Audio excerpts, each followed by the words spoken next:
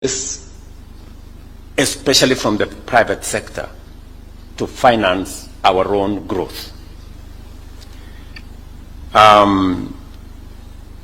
The expansion of modern transport and communication infrastructure also shows that we are preparing for a predictable and prosperous future. Conversations are ongoing in the LAPSET corridor that will connect Kenya, Ethiopia, and South Sudan. The first almost 700 kilometers of road is being constructed.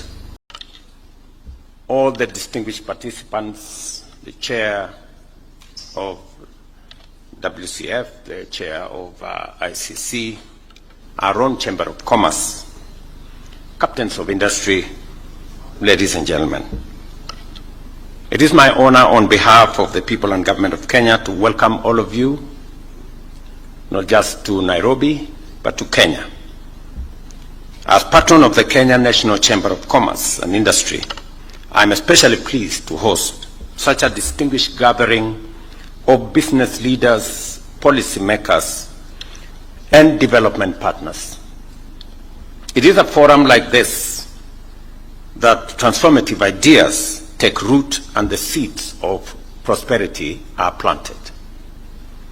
We meet at a time of intensifying global disruption and uncertainty.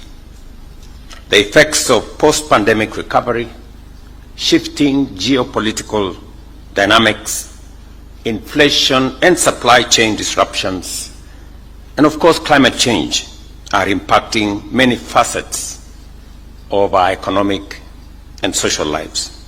Yet, despite these challenges, we are presented with immense opportunities.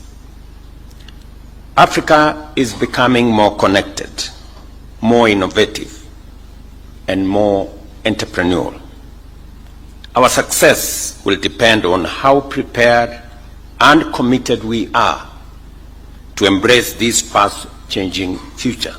And I want to thank all the other participants from across the globe for making this very important step to host this first ever summit in our part of the world.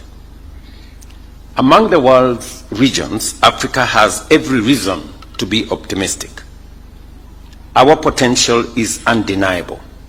We are the world's youngest continent, home to a growing population of well-educated, highly skilled young people. Our lands are rich in untapped mineral wealth, including those critical minerals that are essential for global industrial transition. We also possess the largest areas of uncultivated fertile land and the vast reserves of renewable energy. As you heard from the governor of Nairobi, our own energy mix speaks volumes of what renewable energy can do and the scope and scale of the potential that exists for generation and for deployment for both economic, industrial, and other uses. This is a historic opportunity for Africa because we are the world's clean industrial hub, and encouragingly, we are rising to the occasion of actually appropriating that position. Accelerating our integration through the reform of the Africa Union, as well as our regional economic communities and mechanisms, including key institutions such as the Africa Development Bank, Afrexim Bank, and the Africa Union Development Agency, signals the giant is no longer asleep. We did, at the last Africa Union Summit, endorse these institutions because they understand our continent better to work with other global multilateral banks and financial institutions to position Africa appropriately especially on matters of investment, and the big elephant that is resources, especially from the private sector, to finance our own growth. The expansion of modern transport and communication infrastructure also shows that we are preparing for a predictable and prosperous future. Conversations are ongoing in the LAPSET corridor that will connect Kenya, Ethiopia, and South Sudan. The first almost 700 kilometers of road is being constructed. We will shortly be discussing the extension of the railway between Kenya, Uganda, DRC, and Rwanda into the heart of the Great Lakes. We are surely looking at how to connect Africa better. And as you're all aware, the Africa Continental Free Trade Area brings into being the largest single market of 1.4 billion people in 55 countries, with a GDP of close to 3.4 trillion.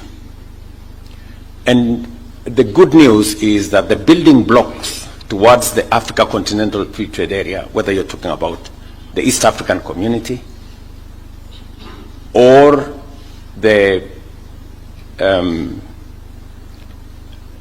tripartite free trade area that brings together EAC, COMESA, and SADC, that actually came into force last year in June,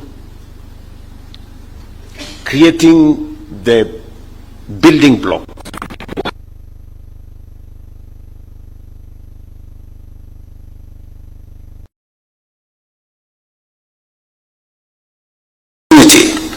for business, for investment, and for trade. Chambers of commerce are indispensable because they bring a proactive and solution-oriented perspective. Thus, the Kenya National Chamber of Commerce and the World Chambers Federation serve as vital bridges between government and enterprise, helping businesses navigate risks, unlock opportunities, and expand into global markets. Their advocacy and support are empowering local entrepreneurs to think globally and act boldly. In Kenya, we fully embrace this transformation, and in 2022, 41% of our exports were destined for African countries. Our manufacturers and tech startups are expanding across the region, demonstrating our strong conviction that Kenya's and Africa's economic fortunes lie in intra-African trade and cooperation. We all are aware of the geopolitical situation in the world, but there still exists greater opportunity for us in this continent, even as we work on mechanisms to leverage networks into global trade networks. We still have a bigger opportunity in intra-Africa trade. And the realization by policymakers like myself that that is where the real future lies is a very welcome development, because it's now becoming more obvious that even as we look to trading with the rest of the world, there is a present and real opportunity in trading within the African continent, which is within our power. We can make decisions for what happens in this continent. And it is the reason why we are reorganizing the African Union. We are reforming the institutions of the African Union so that it becomes a fit-for-purpose mechanism for us to unlock the potential of this continent first, even as we look at what we can do with the rest of the world.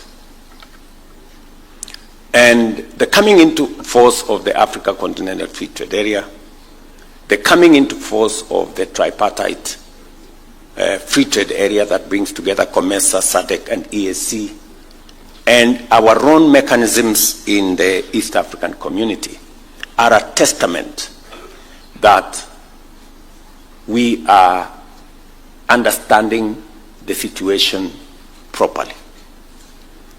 So even as other mechanisms are being rolled out by others to do what they think works best for them, we also must think about what works best for us. And we can then have a conversation of equals at some point. And therefore, we are keen on working with institutions like the business institutions here for us to be able to have greater understanding and working together towards a win-win outcome. As we discuss the opportunities that Africa presents, from the young continent that we are, to the mineral resources that exist in this continent, to the energy potential and resources that exist in this continent, as we discuss those opportunities, it is very important for us as a continent to realize that these opportunities can be unlocked better if we spend more in sharpening our human capital. And that is why Kenya, for example, is spending $5 billion every year on education, because the demographic dividend that we have will be more useful, better aligned, and sharpened if we deploy it when it is empowered with knowledge, skills, and competences. We're spending 30% of our budget on making sure that our young people acquire knowledge, acquire skills, and competencies that make them not just a Kenyan workforce, but also a globally competitive workforce. Deploying also in a space of social services, including health, becomes a major component for young populations like the one we have. And it is the reason why we are also deploying enormous resources on matters to do with health, especially our focus on universal health coverage. And this is all in line with where we think the continent will be going. And just for the record, we're not focusing just on the assets that we have as a continent. These assets must give us value. The continent of the past, where Africa was a source of raw material, is going to change. It is bound to change.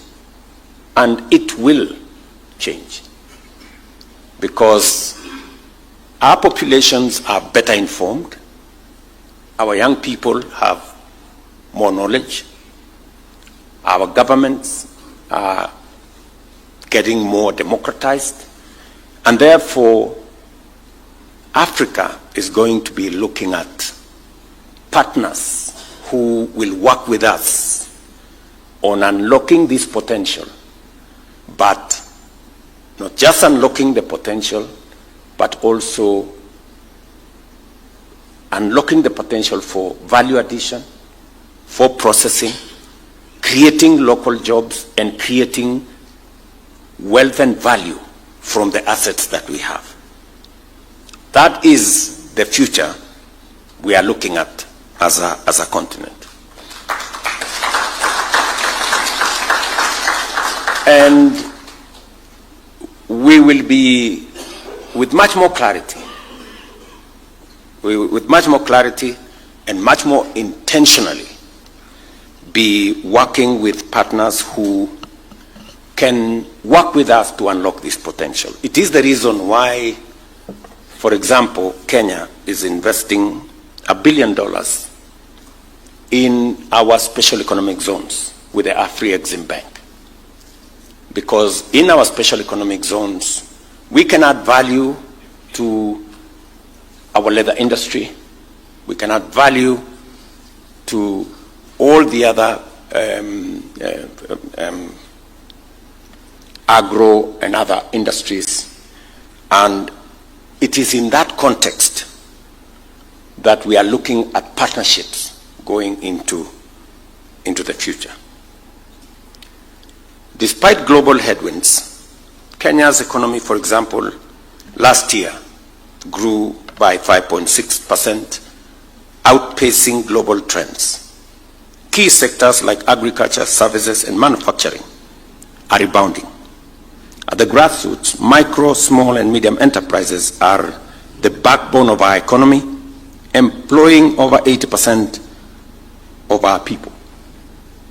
Their main constraints being limited credit, infrastructure gaps, and climate risks are in truth opportunities waiting for innovation and smart investment. Because if you look at the MSME sector, they pay very high interest rates, yet they still make money. If there was financial innovation that has products, like we tried with the Hustler Fund, it's amazing how Hustler Fund today, despite the fact that it has no collateral, up to 90% repayment is happening. You would expect that a financial product that has no collateral and therefore individuals would have no incentive to pay back. But they are paying back because they see the value of the low interest they get in that product.